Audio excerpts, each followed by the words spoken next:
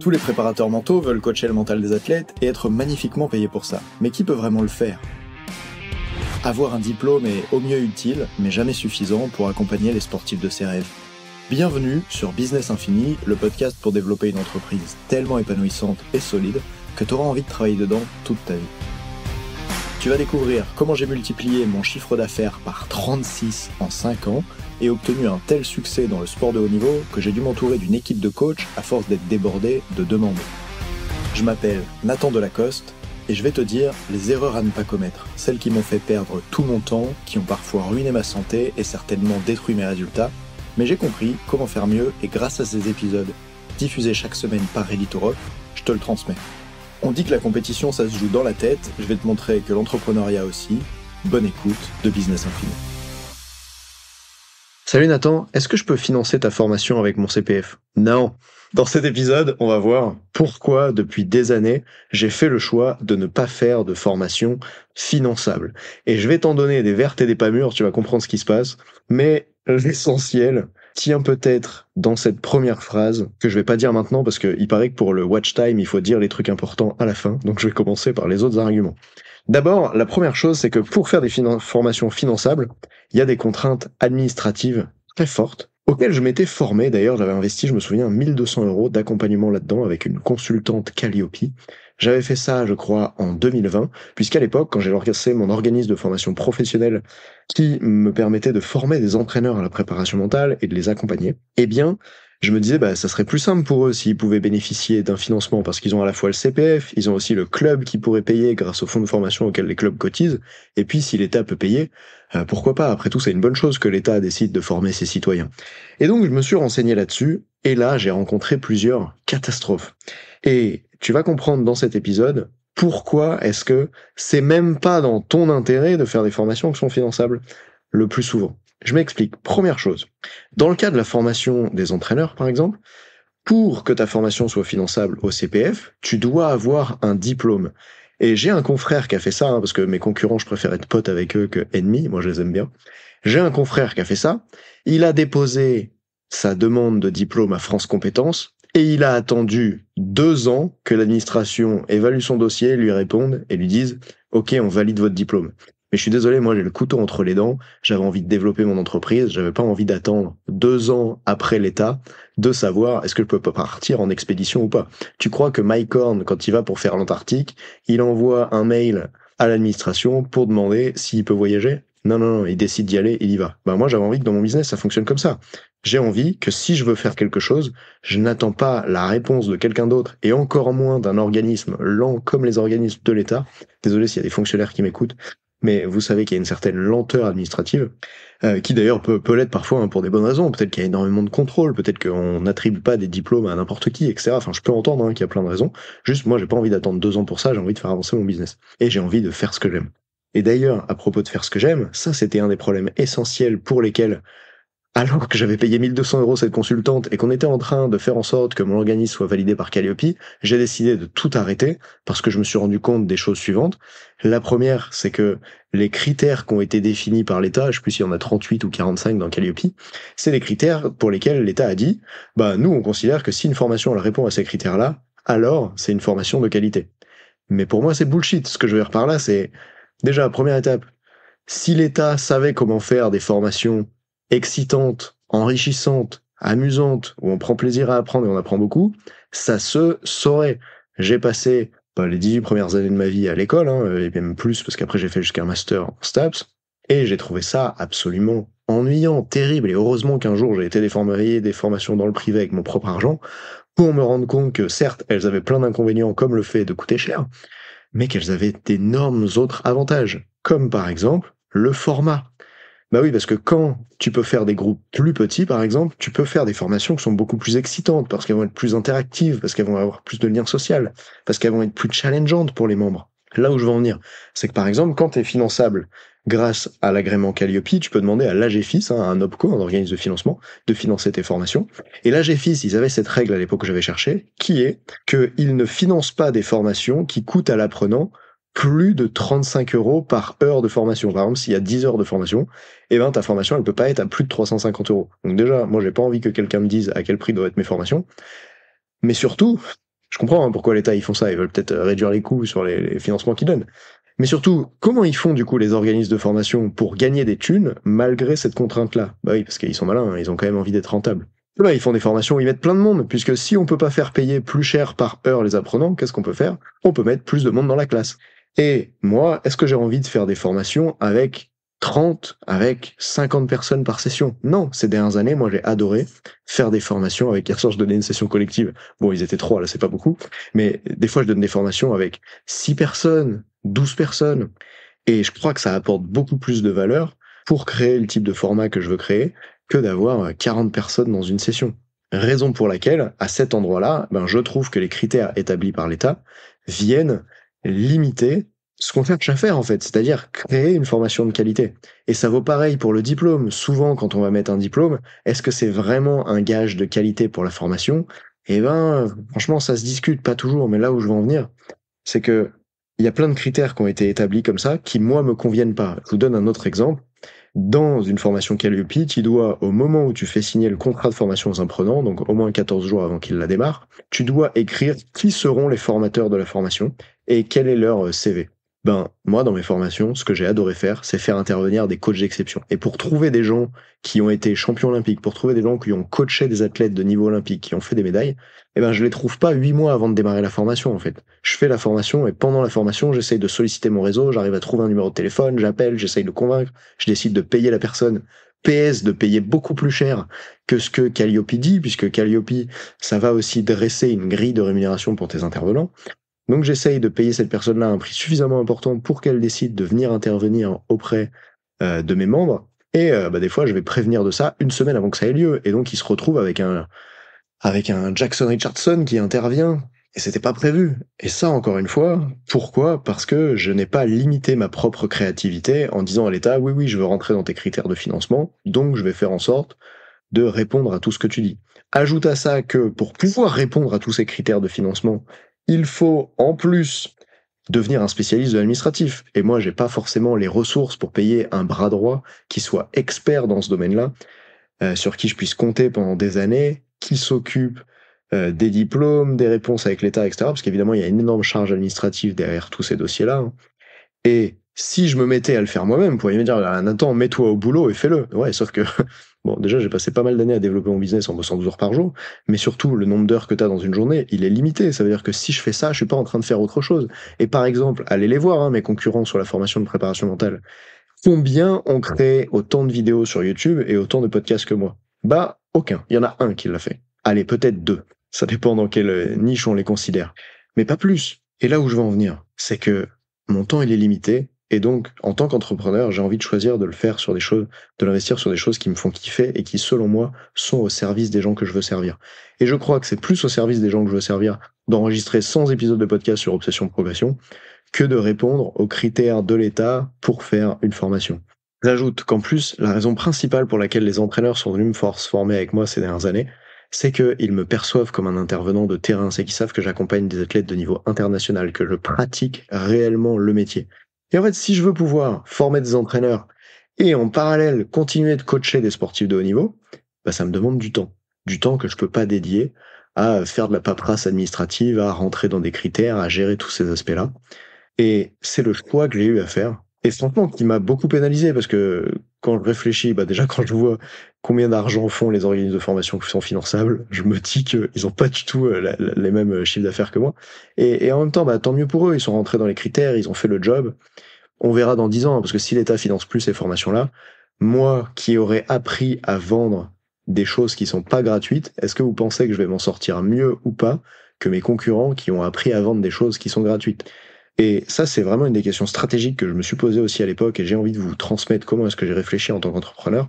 Donc j'étais dans ce moment-là où j'avais le choix. En fait, moi, je voulais trouver des clients parce que je voulais faire mon métier, je voulais transmettre des choses et j'avais le choix entre apprendre à rentrer dans les critères de l'État pour faire de la formation finançable ou apprendre à vendre un truc que les gens vont devoir payer avec leur propre argent. Et là, je me suis dit, c'est deux compétences complètement différentes à développer. Et je dis pas qu'il y en a une qui a pas de valeur, parce que évidemment, rentrer dans les clous de l'État pour faire la formation finançable, ça a de la valeur. Il y en a qui font des millions grâce à ça chaque année.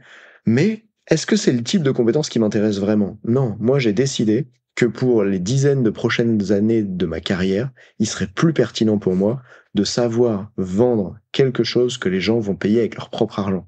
Parce que je me suis dit que quoi que je fasse à l'avenir, si j'apprends à vendre, bah en gros, il pourra plus rien m'arriver. Ce sera la meilleure sécurité financière.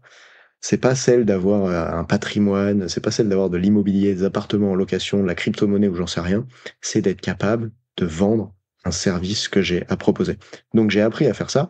Et aujourd'hui d'ailleurs, est-ce que toi tu préférerais en tant que préparateur mental prendre des conseils pour vendre de la prépa mentale à des sportifs auprès de quelqu'un qui a développé un grand organisme de formation qui était payé 1 million par an par l'État pour faire des formations finançables CPF? Ou bien est-ce que tu préférerais apprendre ça auprès de quelqu'un qui était dans les tranchées, qui avait les mains dans la boue comme moi, pour apprendre à vendre à des gens qui disent qu'ils n'ont pas l'argent, à des gens qui disent que c'est difficile pour eux de payer, à des gens qui vont payer avec leurs propres sous?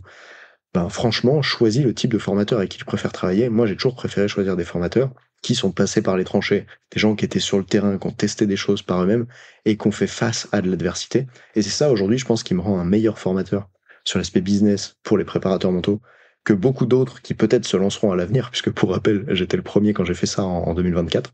Maintenant, on est deux, j'ai vu que j'avais un concurrent. Ça m'a un peu fait sourire l'autre fois. Et en même temps, c'est bien, ça veut dire qu'il y a plus de gens qui vont pouvoir aider les préparateurs mentaux. Mais ce que je veux dire par là, c'est que des fois, on a tendance à poursuivre les opportunités. Et évidemment, celle-ci, elle a l'air brillante, hein. Ça fait un peu le syndrome de l'objet brillant. Quand tu vois que la plupart des gens, l'objection qu'ils vont te donner pour pas acheter une formation, c'est ah bah ça coûte des sous. Et que l'État te propose que les gens payent rien, t'as envie de poursuivre cette opportunité-là. Mais tu vois pas que pendant que t'es en train de poursuivre cette opportunité-là, tu t'assois sur d'autres. Et par exemple, tu t'assois sur de véritables compétences en vente que tu ne peux développer que en vendant des trucs que les gens payent vraiment avec des sous, hein. Parce que, excuse-moi, mais si t'es vendeur de formation CPF, ben, je dis pas que tu vends pas, mais tu vends pas, quoi. Je me suis énervé dans cet épisode. En même temps, faut dire les choses aussi. Et donc, ça me permet d'en venir à la transition la plus bouillante, et celle-ci, je sais qu'elle va pas plaire à plusieurs personnes, mais moi j'y crois. Donc, si t'es arrivé à l'épisode de Business Infini jusqu'à l'épisode 23, c'est peut-être le moment pour toi d'écouter ça. Qu'est-ce qui fait que mes formations pour les préparateurs mentaux, qui veulent vivre de leur passion, je ne les fais pas finançables CPF, je ne les fais pas finançables? Eh ben, c'est que si vous voulez apprendre à vendre un truc payant à des gens qui vont devoir payer de leur poche, parce que les sportifs, ils auront pas de CPF, hein, ils sont pas éligibles, et que pour apprendre à faire ça, vous payez même pas 1 euro de votre poche, vous allez jamais y arriver. Pourquoi? Parce qu'il y a une chose qui pourrait vous aider à y arriver de ouf que moi j'ai vécu, c'est la chose suivante. Une fois que tu as payé un accompagnement des milliers d'euros et que cet accompagnement a réellement changé ta vie, qu'il y a un avant, un après, que tu peux voir que tu as eu une progression de dingue, une transformation grâce à cet accompagnement, est-ce que tu penses que tu deviens plus à l'aise ou moins à l'aise de vendre un truc? Plus à l'aise ou moins à l'aise de vendre un truc cher? Bah évidemment, tu deviens beaucoup plus à l'aise. C'est-à-dire que quand je me fais coacher individuellement, ça me coûte 600 euros de l'heure avec la personne qui m'accompagne. Et crois-moi, à chaque fois que je paye la session, dans mon cœur, ça fait c'est cher. Mais à chaque fois que je ressors de la session, je me dis oh là là, mais heureusement que tu l'as faite cette session de coaching, elle t'a tellement apporté. Et je remarque les changements radicaux que ça fait. Par exemple, début 2024, j'ai fait 3 sessions de coaching en janvier parce que je me sentais trop mal. Il y avait des choses qu'il fallait que je fasse bouger. Et suite à ça, mon business a pris une trajectoire, mais complètement différente. Heureusement que je me suis fait coacher. Et depuis, ben, la rentabilité est revenue. Je fais les meilleurs résultats que j'ai jamais eu auparavant. Et tout ça, ça part de ces sessions de coaching que j'ai eues à ce moment-là, qui m'ont permis de lâcher une direction dans laquelle je me sentais plus bien, etc. Et donc, grâce au fait que quand je paye de l'accompagnement cher, je me rends compte que ça a un impact de ouf dans ma vie. Pas parce que c'est cher, hein, mais parce que, bon, c'est vrai que le fait que ce soit cher, ça peut faire que t'es vraiment engagé, hein. Quand tu payes 600 euros la séance, je veux dire que tu te prépares, hein. T'arrives avec tes questions, t'es déjà au bord des larmes au moment où tu te connectes sur Zoom, parce que t'es prêt, quoi. Et là où je veux en venir, c'est aussi que quand tu fais cet accompagnement-là, tu le payes auprès de quelqu'un qui est bon, bah oui, parce qu'à 600 euros, j'essaie quand même de choisir quelqu'un qui soit bon. D'ailleurs, tous les gens pas bons n'osent pas forcément mettre leur prix à 600 euros la séance. Et donc, à ce moment-là, cette personne forte qui t'accompagne en coaching, elle te permet d'accéder à une certaine transformation qui fait que tu te rends compte à quel point le coaching, c'est quelque chose qui apporte de la valeur. Et d'ailleurs, si toi, entre nous, là je vais encore casser quelques dents, mais putain, je suis chaud ce matin, je suis pas comme ça d'habitude, je sais pas ce qui s'est passé. Si toi, tu es préparateur mental, si tu coaches des gens et que t'achètes pas du coaching, tu trouves pas qu'il y a une énorme incongruence? Si toi, tu demandes aux gens de payer des centaines ou milliers d'euros pour bosser avec toi, mais que toi, t'es pas prêt à mettre 1 euro, 100 euros, 1000 euros, 5000 euros pour te faire accompagner, est-ce que tu crois vraiment dans le coaching? Je veux dire, j'ai été moniteur de snowboard. Quand j'ai donné des cours de snowboard, c'est parce que j'étais fan de snowboard. C'est parce que je trouvais que ce sport, c'est le plus beau du monde, et je trouve toujours ça. C'est parce que je trouve qu'il apporte les sensations les plus incroyables que j'ai jamais vécues. Donc je transmets ça aux élèves que j'ai. Et qu'est-ce que je fais quand j'ai pas un cours de snowboard à donner? Quand j'ai pas de clients? Eh ben, je partais rider, j'allais faire de la poudreuse, j'allais faire du snowpark, j'allais faire du carving, bref, j'allais faire du snowboard. Parce que j'aime ça, j'incarne le truc. Si toi, t'es préparateur mental et que t'es pas prêt à payer pour te faire préparer mentalement, mais j'ai envie de dire, mais pourquoi tu fais préparateur mental? C'est que t'as pas compris ce que c'est que la préparation mentale. Si tu crois que c'est que pour les autres et pas pour toi, c'est peut-être que tu perçois pas l'entrepreneuriat comme un défi assez grand. Mais si tu vois l'entrepreneuriat comme moi, c'est-à-dire que c'est difficile, que ça peut permettre de changer ta vie et d'avoir vraiment la vie épanouissante que tu veux, c'est-à-dire travailler avec les gens que t'aimes et qui t'intéressent et être magnifiquement payé pour ça. Si toi aussi tu trouves que c'est un sacré challenge, alors peut-être que comme les sportifs, tu mérites d'être préparé pour le faire, d'être accompagné pour le faire. Et ça, je crois que c'est peut-être la plus grosse richesse, tu vois, qu'il y a derrière cette leçon, c'est que je reproche pas aux gens qui bénéficient de sous sur leur CPF de vouloir l'utiliser. Moi-même, quand je me suis formé en PNL et en hypnose, j'ai fait appel à mon fonds de formation, ça s'appelait le FIFPL, et ils ont financé la formation pour moi. Si tu peux l'utiliser, pourquoi pas. Mais est-ce que j'ai refusé de faire des formations parce qu'elles n'étaient pas finançables? Jamais. Si c'était possible de les faire financer, je suis comme tout le monde. Je préfère mettre les 900 balles dans une planche de snowboard que dans une formation. Mais si je veux vraiment faire cette formation et qu'elle n'est pas finançable, eh ben je trouve un moyen parce que ce qui est plus important pour moi, c'est de faire ce qui est important pour moi. Et tu sais quoi, je finirai cet épisode en te partageant une chose que j'ai remarqué, c'est que je me suis battu sur ce sujet-là pendant pas mal d'années avec les entraîneurs qui venaient me voir en me disant deux choses. Ils me disaient, Nathan, je veux un diplôme. Et ils me disaient, Nathan, je veux une formation finançable. Et moi, j'en ai éduqué plein qui se sont autorisés à dépasser ce truc-là, à faire une formation qui est celle que je proposais, Audace et Résilience Coach, qui n'était pas diplômante et qui n'était pas finançable. Mais c'est difficile de lutter contre la volonté du marché. Le marché, comment ça fonctionne? Si je devais te donner un exemple, c'est comme une vague à l'océan auquel tu fais du surf. C'est-à-dire que la vague, elle va dans une direction et que tu peux peut-être surfer la vague, mais tu peux pas aller contre la vague. Elle va te démonter et l'océan gagne à chaque fois. Et donc, je vois bien que mes concurrents, qui ont fait le choix de faire des formations diplômantes et finançables, ont aujourd'hui des bien meilleurs résultats dans la dimension chiffre d'affaires que ce que moi j'ai pu avoir. Alors vous direz peut-être que j'ai l'ego de croire que c'est à cause de ça et pas parce que leur formation est de meilleure qualité que la mienne. Franchement, pour avoir acheté plusieurs de ces formations, je crois qu'en termes de qualité, je peux avoir mon avis dessus. Et donc je pense vraiment qu'il y a un truc qui fait une énorme différence, c'est que les entraîneurs veulent acheter les formations qui sont diplômantes et veulent acheter les formations qui sont finançables. Et franchement, bravo à eux pour ça, et je me rends compte qu'ils ont pris un énorme avantage par rapport à ça. Et c'est là où c'est ok pour moi aussi de lâcher ce côté-là, parce qu'en fait, je me rends compte que ça résonnait pas vraiment avec qui je suis, ce que j'ai envie d'apporter, dans le sens où le mieux que tu peux faire sur un marché, c'est quand même de donner au marché ce qu'il veut. Et si moi, j'ai pas envie de donner aux entraîneurs ce qu'ils veulent, c'est-à-dire une formation diplômante, parce que ça me saoule de me pencher sur l'administratif que l'État demande avec Calliope, ben autant que je fasse autre chose. Et là, j'ai l'impression que ça fait beaucoup plus de sens pour moi d'accompagner sur l'aspect business des préparateurs mentaux qui, de toute façon, vont devoir vendre à des gens qui vont payer avec leurs propres sous parce que pour les sportifs, il n'y a pas de CPF. Et donc là, j'ai une valeur beaucoup plus grande à ajouter. Donc voilà, c'est un épisode un peu avec la main sur le cœur par rapport à l'argent, par rapport aux erreurs que j'ai faites ou à la vision que j'ai. Je sais que ce que je dis dans cet épisode, il y a sûrement plein de réactions par rapport à ça parce qu'il y a beaucoup de choses qui vont pas plaire. Mais je pense que c'est important pour moi d'être complètement transparent avec vous. Et je voulais que vous sachiez aussi à quel point ça a un coût de faire des formations qui sont gratuites. On croit que quand c'est gratuit, on paye pas. Mais quand tu es sur YouTube gratuit, tu payes de ton temps. Si tu regardes 10 vidéos par jour et que tu as 1 minute de publicité avant chaque vidéo, ça veut dire que tu perds 10 minutes tous les jours à regarder du contenu que tu veux pas regarder. Il y a un véritable coût sur Spotify, c'est pareil, il y a un véritable coût sur toutes les plateformes avec le gratuit. Et d'ailleurs, on dit cette phrase qui est si c'est gratuit, c'est que c'est toi le produit. Et combien de formations font de la formation à l'abattage, où elles ont fait rentrer, pour une d'entre elles qui est très célèbre, des milliers de personnes qui se sont formées en préparation mentale, qui ont appris 8 outils, et qui n'ont jamais fait véritablement, à mes yeux, de la préparation mentale, au sens où, quand tu apprends une formation en vidéo sur la préparation mentale, il te manque un élément essentiel qui est que c'est un métier vivant, c'est un métier d'humain. C'est comme si tu voulais apprendre à skier en lisant des bouquins sur le ski. Bon, il y a un moment donné, il va falloir mettre les skis au pied, descendre la piste rouge. Et si c'est gratuit, c'est toi le produit. Si c'est gratuit, tu payes un autre prix. Tu payes souvent le prix de la qualité. Regarde autour de toi. La plupart des choses gratuites ou la plupart des choses à bas coût ne sont pas les choses de la meilleure qualité. Donc, si tu veux poursuivre le fait d'avoir quelque chose de gratuit, je comprends. Et d'ailleurs, il y a eu des moments dans ma vie où je pouvais rien avoir d'autre que du gratuit. Et donc, peut-être que ça, c'est des choses qui vont te permettre de démarrer.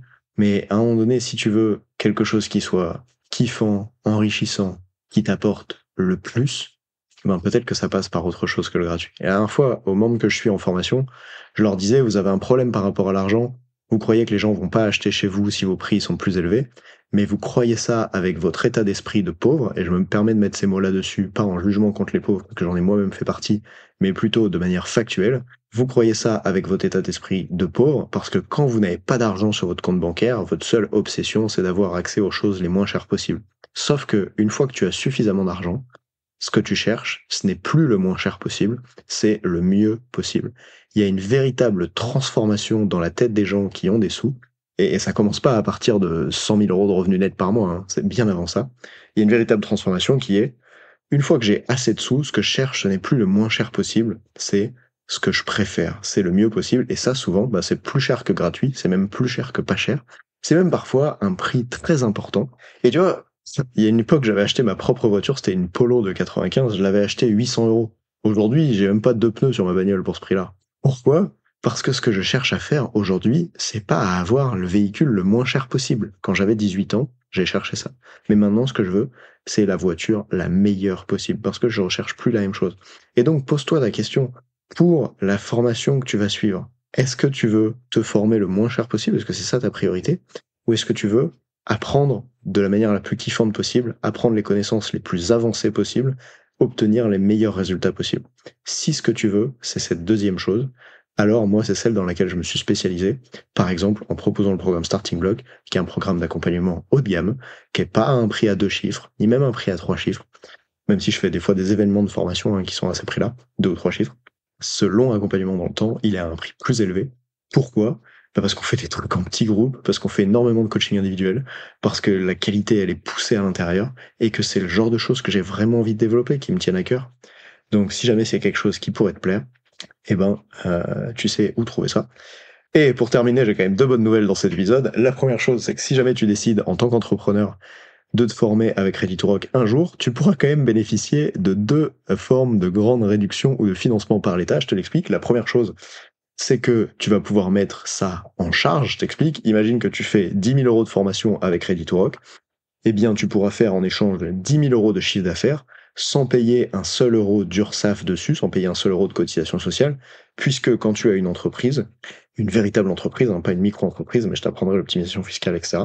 Alors, grâce à ça, ça te permet ensuite, eh bien, pour ces 10 000 euros de chiffre d'affaires que tu fais, de ne payer aucun euro de taxes, puisque tu auras fait 10 000 euros de charges et qu'on ne paye de l'URSSAF que sur les bénéfices qu'on réalise. Et comme tu auras fait 10 000 euros de dépenses, eh ben, tu auras 10 000 euros en face qui sont déduits, tout simplement. Et en plus de ça, j'ajoute que pour ceux qui ont une entreprise, vous pouvez avoir quand même, et alors tiens-toi bien, c'est le clou du spectacle en fin d'épisode, vous pouvez avoir quand même 920 euros de financement par l'État. Oui, tenez-vous bien, après tout cet épisode qui a duré peut-être 20 minutes dans lequel je vous présente pourquoi je fais pas des formations finançables, il faut quand même que je vous dise que mes formations sont finançables. Vous allez rien comprendre, mais écoutez bien jusqu'au bout. En suivant une formation avec Ready to Rock, vous pouvez bénéficier du crédit d'impôt chef d'entreprise, à condition donc d'avoir une véritable entreprise, qui vous permet de bénéficier de 920 euros par an de financement. Et pourquoi est-ce que je mets en place cette chose-là pour vous? Ben parce que pour le coup, les critères pour en bénéficier sont extrêmement simples. Il suffit d'avoir un organisme de formation déclaré en préfecture, bref, j'ai fait ces papiers-là pour vous, de signer un contrat de formation, et rassurez-vous, c'est bon. Donc voilà, il y a quand même cette possibilité-là qui est présente, mais qui me permet quand même de délivrer les formations avec le niveau de construction et de qualité que je souhaite. Donc ça, c'est assez cool, je trouve. Bref, cet épisode n'était pas de toute façon un épisode pour vous vendre quoi que ce soit, mais un épisode pour vous dévendre, c'est-à-dire pour vous dire pourquoi vous pourrez pas acheter chez moi de manière gratuite avec le CPF, etc. Donc, je voulais juste ajouter une chose pour terminer cet épisode, c'est que, vous savez, à propos de mon truc de déduction, là, petite optimisation fiscale comme ça, voilà, au passage, si tu achètes par exemple 5 000 euros de formation, eh ben ça te permet de payer ça d'URSSAF en moins, et aujourd'hui tu me dis peut-être, ah mais Nathan, moi je suis en micro-entreprise, donc ton truc ça marche pas, c'est vrai. Sauf que quand tu vas créer ta véritable entreprise parce que ton activité aura décollé, tu peux récupérer tes charges des 6 derniers mois. Donc je t'invite dès maintenant à garder tes frais de déplacement, à garder tes tickets de restaurant avec tes prospects, à garder les formations que tu achètes sur facture, à garder tout ça, parce que tu vois, pas plus tard que ce week-end, je mangeais au restaurant avec une des membres de la formation, et on a regardé, et ces 6 derniers mois, elle a fait 15 000 euros de dépenses pour se former, pour se déplacer, etc.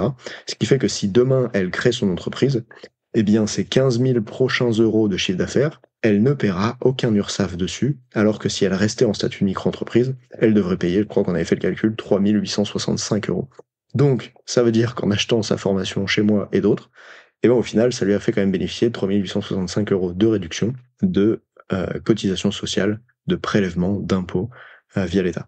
Donc voilà, là aussi que tu saches que si tu payes des trucs, tu peux aussi récupérer l'argent d'une autre manière avec tout simplement des déductions fiscales qui sont tout à fait légales et qui t'encouragent du coup à faire les formations qui te plaisent. C'est pas beau ça? Allez, à la prochaine. Et n'hésite pas à me dire sur Instagram ou sur LinkedIn si t'as été complètement choqué par cet épisode, si tu m'as trouvé détestable, ou bien, je me suis moi trouvé détestable par moment, ou bien si ce que j'ai dit ça résonne pour toi. Salut. Coacher les sportifs de ses rêves tout en étant magnifiquement payé pour ça, c'est plus facile quand ils viennent directement vers toi parce qu'ils te reconnaissent comme un expert et ont la certitude que tu pourras les aider dans les moments décisifs. Marquer les esprits de cette manière, ça s'apprend, et en écoutant Business Infini, tu te donnes les moyens d'y parvenir. Bien joué. L'année prochaine, j'ai envie que chaque athlète puisse avoir un préparateur mental à ses côtés, alors si ce podcast t'a inspiré, partage-le à un autre entrepreneur. Rendez-vous maintenant au prochain épisode pour explorer vision, mindset, stratégie marketing, vente et relations à l'argent avec l'intention de vivre de ta passion en entraînant l'humain derrière la machine. Salut!